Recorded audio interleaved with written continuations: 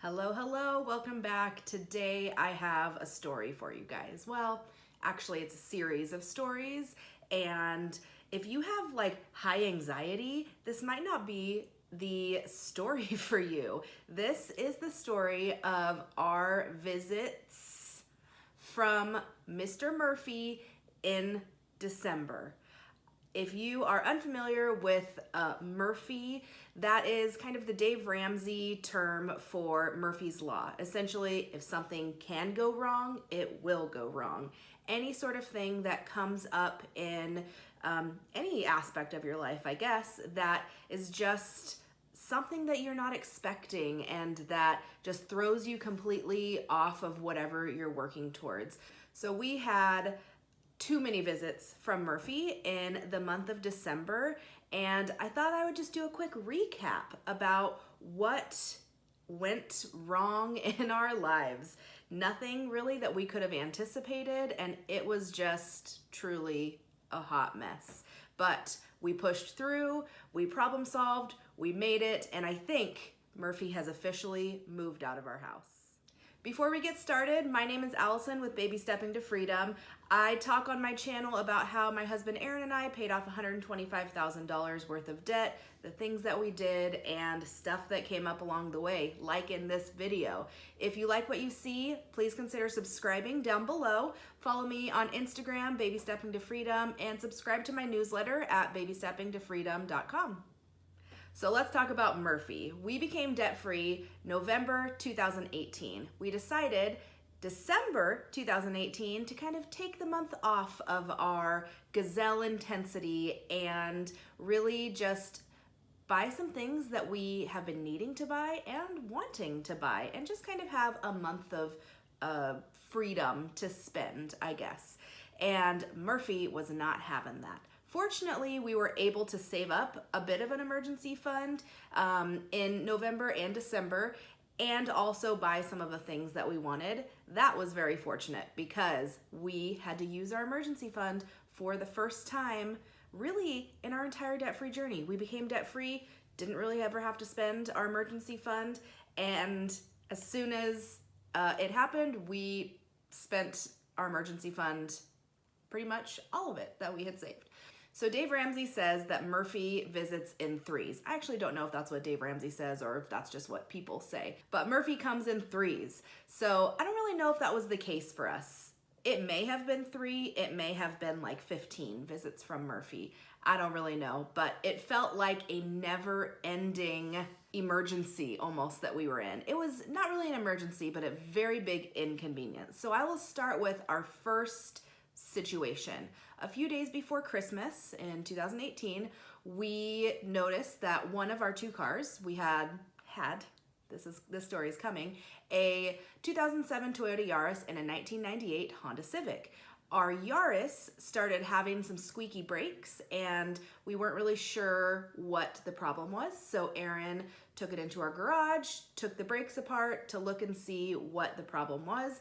Turns out the brakes needed to be redone. So that wasn't really an emergency. That was more poor planning, where we didn't really anticipate it coming up, but once the car had been taken apart, we really just needed to get new brakes on it and not put the bad brakes back on. So we decided to go down to 1 car. Fortunately, I was on winter break, and we really only needed 1 car in that moment. While we waited for new brakes to ship from Amazon, we were going to buy brakes at an auto parts store nearby, but it was like twice the price of Amazon. So we decided to just wait a few days, get them shipped from Amazon, and then Aaron would do the brakes at home. We did use our emergency fund for that because we weren't planning on buying brakes, and the car was in pieces and we needed to buy brakes. So it wasn't a huge deal. I think we spent about $80 on the brakes, and we were able to just, transfer that money from our emergency fund, buy the brakes, and we were good to go. It wasn't that big of a deal, really. So right after that happened and our car was sitting in the garage, on Christmas Eve, Aaron woke up in the middle of the night to use the bathroom and discovered we had no water. And he quickly ran out to the street where our water supply comes from, and he heard water gushing into our house at a very rapid pace. Yet, when you turn on the faucet, there was no water. That is a big red flag. He quickly, at 2 a.m., turned off our water to make sure that whatever was happening was not going to cause an even bigger issue. And by the time I woke up in the morning on Christmas Eve, Aaron told me, bad news, something's going on with the water. We started looking into it together to figure out where this massive leak was coming from. Looked down in the crawl space, didn't notice any water. When Aaron stepped down into our crawl space, there was about 6 inches of water under the plastic lining, and we just had a bad feeling. So not only did we have no water on Christmas Eve, we also had to figure out how to get this water out and how to get it fixed. Fortunately, Aaron has a friend who is a plumber, and he was willing to come out pretty much right first thing in the morning on Christmas Eve and take a look at it for us. He had done some plumbing work for us in the past, and he wanted to, one, make sure that this issue that we were having was not a result of his work that he had done in the past, but also to help us get our water back. While we were waiting for him to come out, we were able to borrow a pump from Aaron's parents and pump the water out from our crawl space. That was very helpful for him to be able to just go under our house and find what the problem was. When he got down there, he learned that it was just a pipe that had failed. It wasn't freezing. There was no crazy situations happening. It just failed, and it happened to fail on Christmas Eve. It seemed to be a pretty easy fix. He was working on it for a couple hours and got it fixed by really the afternoon on Christmas Eve. We were super thankful to be able to have that done and over with right away. It ended up costing us about $480 from our emergency fund, and that was definitely an emergency that we were not planning on. We did not expect a pipe to break on Christmas Eve. But $480 for that type of emergency, a plumbing emergency, we were happy to pay. Also, he did not charge us for any sort of holiday pay, so we felt like we got a pretty good deal on the plumbing situation. We were hoping that all of our visits from Murphy in that short period of time were done and over with, but turns out Murphy took out an Airbnb in our spare bedroom upstairs because the day after Christmas, remember, plumbing was on Christmas Eve. The day after Christmas, 2 days later, Aaron was at work driving our 98 Civic, and he started noticing some weird noises coming from the car, and it wasn't really driving as well as it had been in the past. So he brought it home, ran a couple tests, and found out that the engine essentially was dying. I don't know all the terms for it, but the engine was dying. Since our car was 20 years old, and in the past, we have rebuilt that engine, we decided to not invest very much money in this car because it has kind of just been a headache from the get-go. This car has just been problem after problem after problem, and we decided that if this truly was the problem, we were not willing to fix it. We decided to take it into a shop just for confirmation that that is what the problem was. We paid $130 plus tax, so it was like $144 for them to confirm, yep, what Aaron said the problem was actually the problem, and the engine needed to be rebuilt. So we said, nope, done, we are not fixing this car anymore. We will be getting a new car. We ended up selling the Honda Civic for $350. It was still driving. It had brand new tires. Someone bought it and wanted to put a new engine in it. So they got a smoking deal for $350. And we decided that we were going to use some or all of our emergency fund that we had been able to save up in a couple months and get a new car. We could have probably waited for a while and used family cars, but living in limbo was just not really on my list. We really wanted to get the problem solved and move on with our life. You might remember that our other car that was running, the Yaris, was in our garage with no brakes. This was still during this period of time. So we had a car with a dead engine and a car with no brakes. So we were down to 0 cars. During this period of time, we did borrow my mom's car just so we could have something to get around for a few days, and we started car shopping. The next weekend, we ended up buying a new car using all of our emergency fund that we had saved, but we were able to buy a newer car, a bit of an upgrade, and a car that still had a factory warranty. So we went from a car with constant problems to a car with hopefully no problems for a very long time. I'm gonna knock on some wood here. Feeling very unlucky with our car situation these days, but hopefully we are all in the clear there.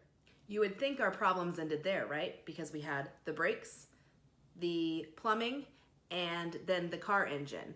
We solved all of the problems. The brakes for our other car came in just a couple days later. Aaron was able to get that fixed, and we felt like we were in the clear. No luck there. Just a few days after we got our new car, the tire pressure gauge kept going off saying there was low tire pressure, low tire pressure. After Aaron had refilled the tire, it kept going again, and he said, this feels like there's something wrong with this tire. We took it into a tire shop, and sure enough, the tire shop said, this tire is damaged, needs to be repaired. Of course, we were livid because we just bought this car a few days before from a dealer. We bought the new tire because we had to drive around with a donut on for a few days, and contacted the dealer and told them what the problem was. Fortunately, the dealer sent us reimbursement for the price of the tire, and it was a super quick and easy transaction. They paid for the tire, we had a new tire, we were all good to go. Then, a few days later, we noticed a screw in a different tire on the same car. I took it into the tire shop, and they pulled the screw out, which was really tiny, and said it didn't puncture anything. So it just felt like this never-ending saga of car issues that was never going to end. You might think I'm done, but I am not. Finally, I just maybe like the cherry on top. Actually, it was the sprinkles on top, because we still have a cherry on top after this story. The auto shop that confirmed that our engine had died in our Civic called a couple weeks later and told us that we didn't pay them, which we did. Remember, it was about $144. After Aaron paid the bill for them to tell us that our car was dead, he noticed that they accidentally charged us twice. Well, he went back and said, you charged us twice, refund me, and they did. So we had 2 charges, 1 refund equals 1 payment. Well, they call 2 weeks later and say, you never paid us. And we said, yes, we did. And we had this back and forth for a few days with their office manager, who was not very nice, by the way, telling us she didn't care what our bank statement said. They don't have our money, and that's all that matters. And it was just this giant hassle of having to prove that we paid. Turns out there was some mysterious charge floating in cyberspace. Nobody had it. We didn't have it. They didn't have it. After a few days, it bounced back to us. So then we had 2 refunds, 2 payments. We had to go back in and pay them again, really the 3rd time that money had come from our account. It was a giant hassle. We decided to pay with a cashier's check so they couldn't mess it up. When Aaron went in to give them the cashier's check, they essentially refused to give us a receipt for payment. Aaron said he's not going to pay them without a receipt, and then they gave us a receipt. And we thought it was over. It wasn't over. We realized that the license plates on our new car, the temporary license plates on our new car, were about to expire. I recently learned that not every state does temporary license plates, so when we bought our new car, the dealer gave us temporary plates to put on the car while the state processes our title and everything, and then they mail us the new plates. Well, we realized that the temporary plates were expiring in just a couple days. We contacted the dealer, and they said, oh, we've been having an issue finding your title or getting your title or whatever, and they hadn't even sent it into the state yet. meaning our plates were expiring and they hadn't even started the process of getting them sent to us. So they issued us 9 days of a temporary permit, and while they tried to figure out how to get our title. Then they did not figure it out in 9 days, and they ended up taking the money that we had paid for the taxes on our car, giving that to the state and giving us a 60-day permit. I don't really understand the legalities around it. Honestly, it's not really my responsibility to figure out the legalities around it. But they did it. They overnighted us a 60-day temporary permit while they figure out the rest, and now we're good to go.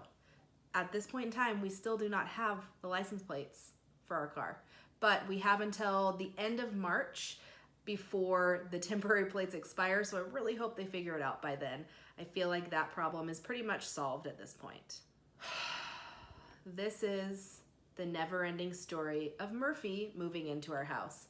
Although we're still kind of dealing with the license plate situation, it doesn't really feel like as big of a situation as the plumbing or the engine dying on the car or the office manager calling and harassing me saying I haven't paid them. This, whole mess. Really, we feel like we're out of the woods. I need to knock on a lot of wood during this story because I feel like I'm going to say something and Murphy's going to be like, I'm back. But we have finally moved forward and we're able to put money back into savings again and start building up our emergency fund.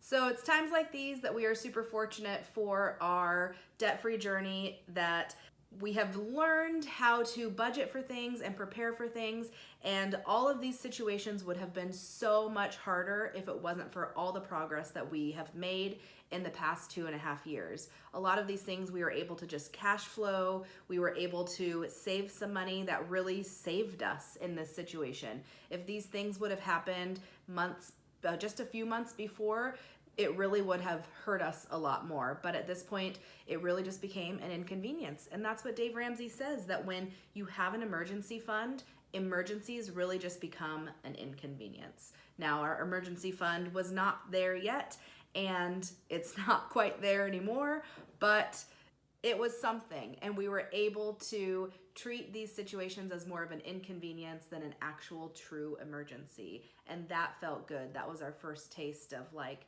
it's all gonna be okay. We're able to handle these things now. Where in the past, we were not able to handle these things. So I'm hoping we're in the clear. We have served Murphy enough over the past few months, and I hope that he does not come back until our emergency fund is complete, which the goal is August for that. I'm not sure if we're gonna be able to accomplish that goal now after this whole mess, but we're still at least working towards that. I hope that you've enjoyed or maybe just suffered with me through this story of Murphy hitting our house in December. Once again, if you like what you've seen here on my channel, please consider subscribing, and I will be back soon with another video. Bye.